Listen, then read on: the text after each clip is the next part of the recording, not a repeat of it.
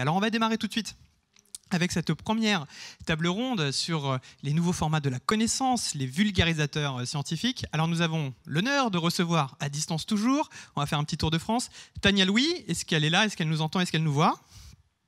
Très bien. Super. Alors moi, Tania, pour l'instant, je ne vous vois pas, mais je vous entends, et ça, c'est déjà pas mal. Et on a Michael Chambru, qui, lui, je crois, du côté de Grenoble. Est-ce qu'il nous entend, Michael? Je vous entends. Voilà. Est-ce que vous me voyez ou pas? Oui. Voilà. Bah, moi, je ne vous vois pas, mais je vais peut-être vous voir très prochainement. En tout cas, je vous entends et c'est bien l'essentiel. C'est déjà le premier lien. Donc, merci d'être avec nous pour cette table ronde. Alors, je vous donne quelques petits indicateurs pour vos parcours respectifs pour ceux qui nous écoutent et nous regardent. Donc, Tania, vous avez une formation de chercheuse en biologie. Vous concevez des contenus pédagogiques sur Internet, mais pas que. Et vous avez aussi, dans le cadre de vos recherches, interrogé de nombreux vidéastes culturels et vous disposez aussi d'une chaîne YouTube à votre nom. Voilà, ça c'est le parcours, entre autres, de Tania, parce que vous êtes multiples casquettes. Michael Chambru, vous êtes chercheur maître de conférence à l'université Grenoble-Alpes et vous occupez, entre autres, d'un master qui forme les médiateurs scientifiques. On est bon à peu près ? Parfait. Ok. Alors, première question. Qui sont les vulgarisateurs scientifiques sur Internet? En gros, qui sont ces acteurs qui font de la pédagogie autrement, en utilisant d'autres formats? Parce qu'on a toujours peut-être un peu le cliché que c'est un jeune youtubeur de 17 ans qui n'a jamais fait de science et qui nous fait des expériences face caméra. Je crois que c'est bien plus compliqué que ça. Tania Louis.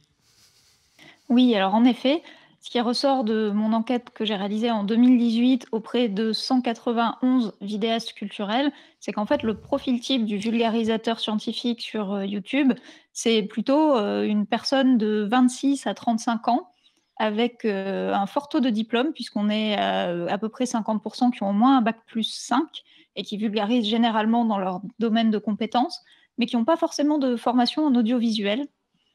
Donc en fait, on est plutôt sur des gens qui ont des connaissances scientifiques à la base et qui ont envie de les vulgariser en utilisant l'outil de la vidéo sans être des experts de cet outil-là. En tout cas, au début, quand ils créent leur chaîne, parce que forcément, on apprend au fur et à mesure. Michael Chambru, vous partagez cette analyse ?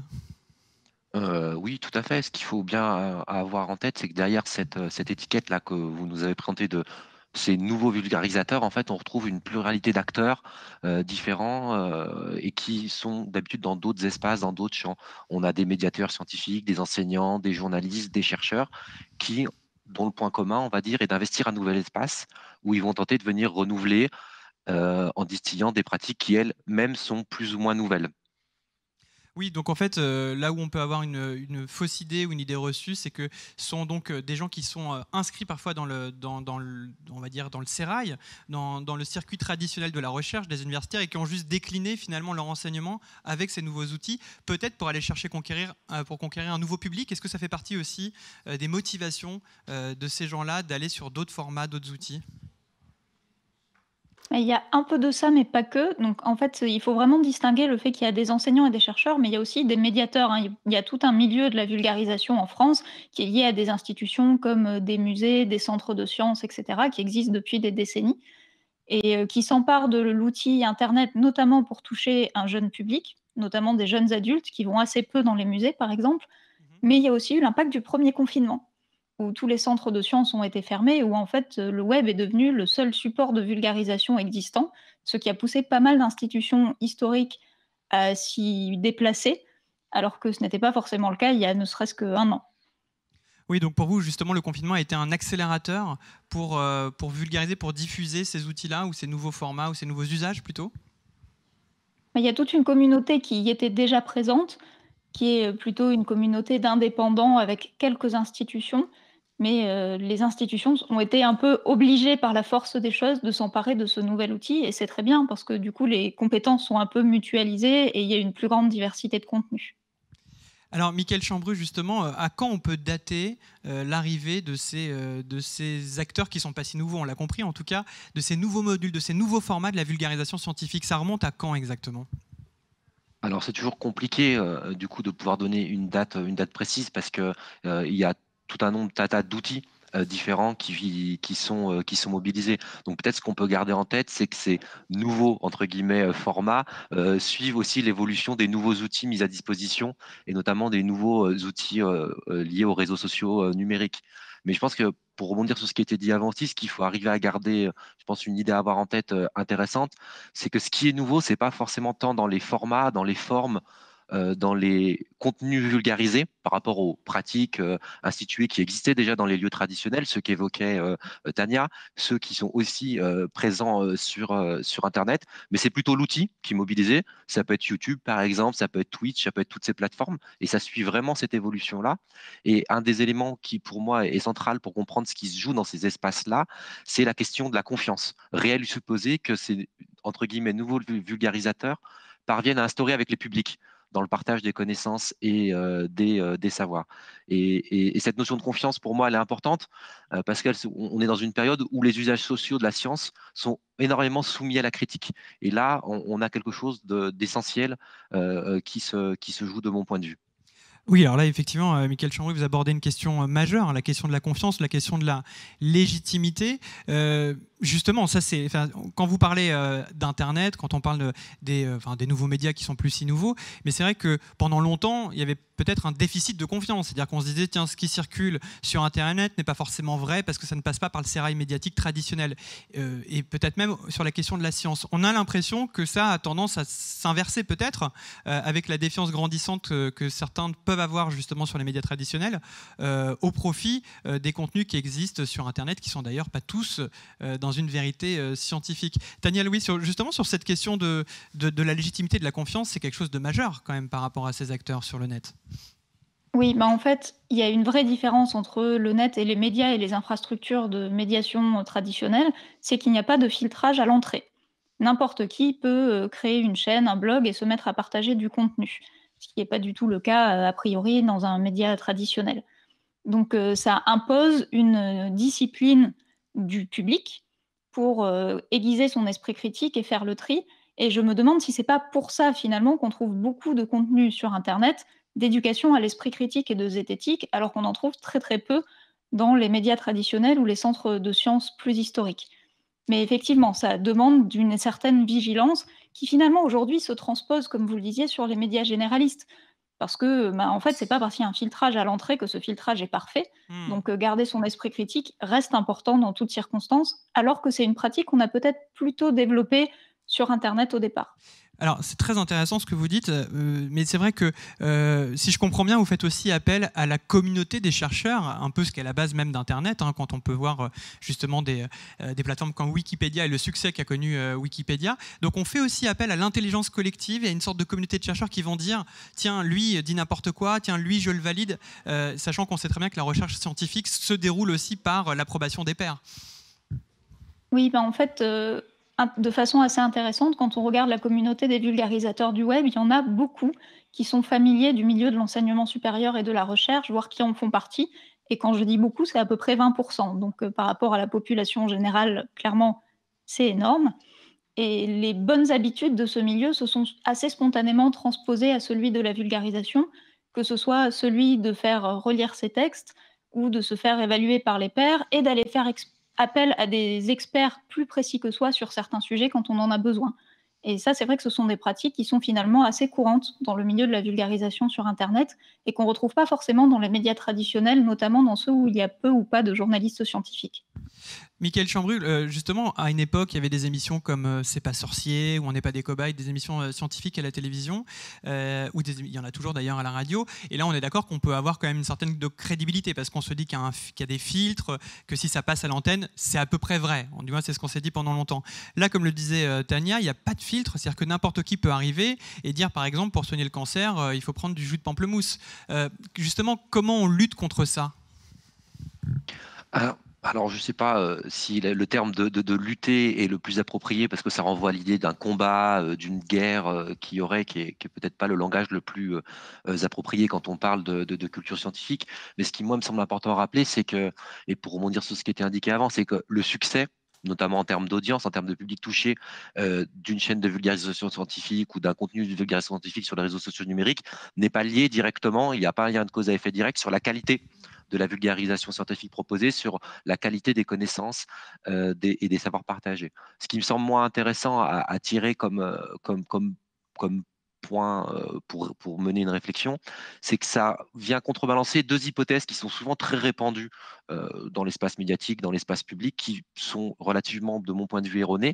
C'est l'idée que la plupart des publics euh, euh, seraient critiques des sciences et ne seraient pas à la recherche de connaissances et de compréhension des sciences. Et là, ce qu'on voit avec ce succès-là, c'est qu'il y a une recherche continue, importante d'accès à la connaissance. Alors après, c'est quel type de connaissance?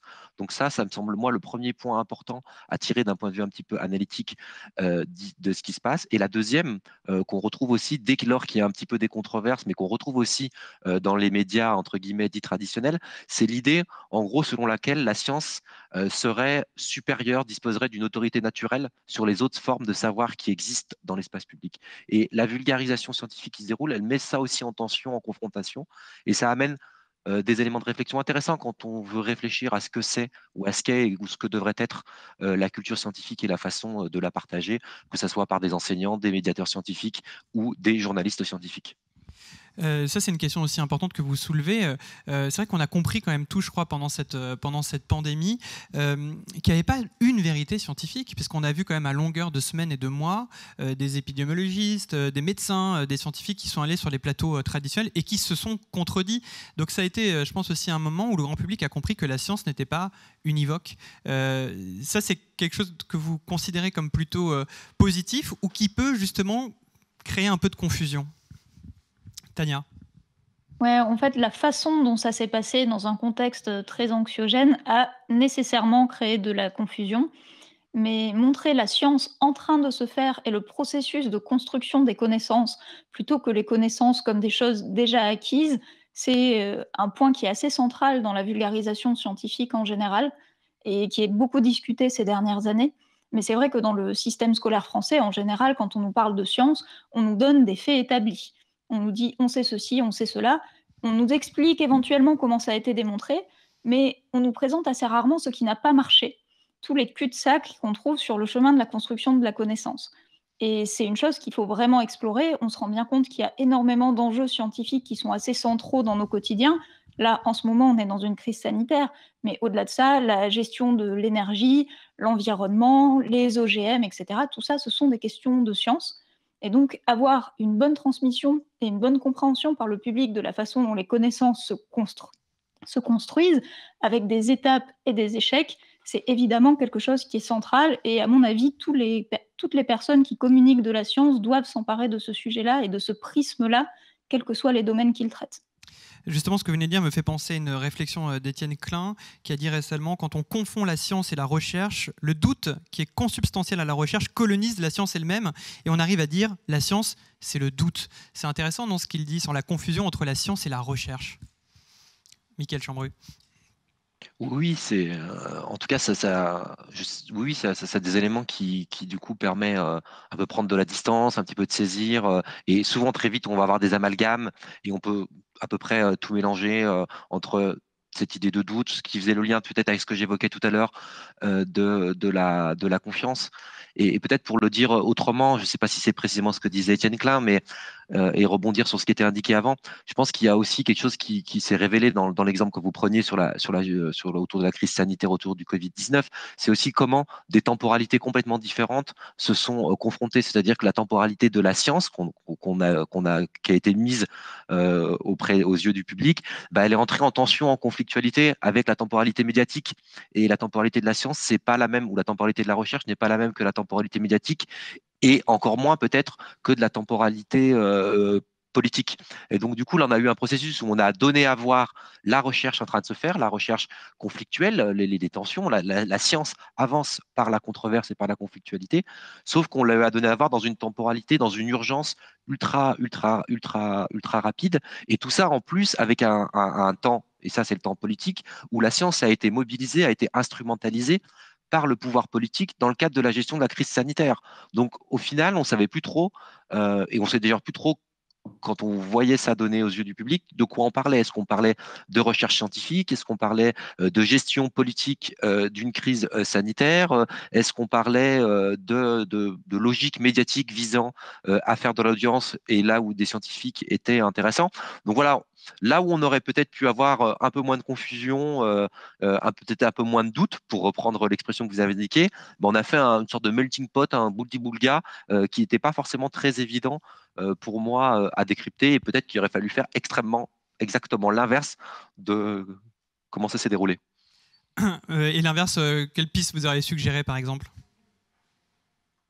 Quelle piste on peut suggérer? Bah, ça aurait été de prendre le temps, de décortiquer ce qui se passait, d'être moins dans l'urgence à agir. Alors, il y avait une urgence politique, une urgence sanitaire à agir, mais de mobiliser des chercheurs, des scientifiques, des experts. D'ailleurs, ça remettait en jeu toute la question de qu'est-ce qu'est un expert mobilisé sur une chaîne de télé ou dans une plateau de radio, qui doit réagir dans un temps très court à des éléments où il n'a peu ou pas de connaissances scientifiques sur ce qui est en train de se dérouler, bah, c'est pas évident. Donc du coup, c'est ce qui explique aussi la pluralité, des fois ces mêmes experts qui se contredisaient. Donc du coup, on aurait pu ralentir peut-être par rapport à ça. Et un autre élément, moi, qui m'aurait semblé important, ça aurait été de mobiliser peut-être plus largement des chercheurs en sciences humaines et sociales qui ont beaucoup travaillé, par exemple, sur ces questions d'épidémie, de crise sanitaire, et qui, du coup, étaient les grands absents, globalement, de ces questions-là, alors qu'on a en France, dans ces disciplines-là, des gens qui sont internationalement reconnus autour de ça, et on les a pas mobilisés. Ils auraient peut-être été d'une aide assez intéressante pour réfléchir et penser ces questions-là de façon peut-être moins binaire. Et est-ce que Ouais, juste... moi je pense qu'il y a encore, 3 leviers qu'on pourrait rajouter à ça, pour essayer de faire mieux, hein, parce qu'on peut toujours faire mieux. Le premier, c'est de mieux identifier le profil des experts parce que, comme le disait très justement Mickaël, en fait, expert, ça ne veut rien dire. Ce serait plus intéressant de savoir quel est vraiment le profil des intervenants, qu'est-ce qu'ils ont comme formation et comme compétences pour remettre un peu leurs propos en perspective et pouvoir avoir un avis critique dessus. C'est aussi important en tant qu'expert ou personne qui prend la parole, qu'on soit mieux capable de communiquer notre degré de certitude. Ça, c'est à mon avis quelque chose qui a beaucoup manqué. On a tendance, les journalistes posent des questions auxquelles ils attendent des réponses, ce qui est tout à fait normal, c'est aussi ce qu'attendent les citoyens. Mais en fait, quand on ne sait pas, il faut apprendre à dire qu'on ne sait pas. Et quand on n'est pas sûr, il faut apprendre à dire qu'on n'est pas sûr. Et ça aurait évité énormément d'erreurs de communication qui ont été faites ces derniers mois. Et Mais au-delà de ça, au sein de la communauté de la vulgarisation, je pense qu'il faudrait qu'on travaille plus ensemble, parce que ce qui s'est passé ces derniers temps, c'est qu'il y a beaucoup d'experts qui ont été sur le devant de la scène médiatique, ce qui n'est pas leur position habituelle. Et en fait, rendre des idées accessibles à un public non spécialiste, ça demande des compétences que tous les experts n'ont pas forcément. Alors que s'ils travaillaient avec des médiateurs, on pourrait arriver à un résultat qui serait sans doute meilleur. alors là, vous avez évoqué deux choses, l'un et l'autre. Mickaël était plus sur l'idée de prendre du temps, et vous, Tania, plus l'humilité de dire parfois que quand on ne sait pas, on doit dire je ne sais pas, ce qui sont deux choses complètement antinomiques avec le paysage télévisuel classique, où que généralement quand on invite des gens, ils sont là pour dire des choses, même quand ils ne savent pas, et le temps, vous le savez bien, on en manque toujours en télévision et dans les médias, parce qu'on est constamment dans une urgence, dans une forme d'hystérisation. Et justement, ça, c'est quelque chose d'intéressant, puisque les nouveaux formats où Internet permet de s'affranchir du format du temps. On n'est plus dans des formats de 3 minutes, 26 minutes, 8 minutes, etc. Mais néanmoins, est-ce que vous ne croyez pas que la disparition d'émissions scientifiques très classiques, comme C'est pas sorcier par exemple, dans le paysage français, et d'autres, affaiblissent justement la connaissance et la transmission scientifique à l'égard du grand public? Est-ce que c'est quelque chose que vous déplorez? Alors, je ne sais pas si je le déplore, mais en tout cas, c'est effectivement un élément important dans le terme que j'évoquais tout à l'heure, quand on parle de culture scientifique des publics. Donc, culture scientifique qu'on peut acquérir à l'école, mais qu'on pouvait aussi acquérir en regardant la télévision à travers de toutes ces émissions-là, qui étaient justement, comme vous pointiez un petit peu aujourd'hui dans ces nouveaux formats de vulgarisation, des temps assez déconnectés de la temporalité politique, de la temporalité médiatique.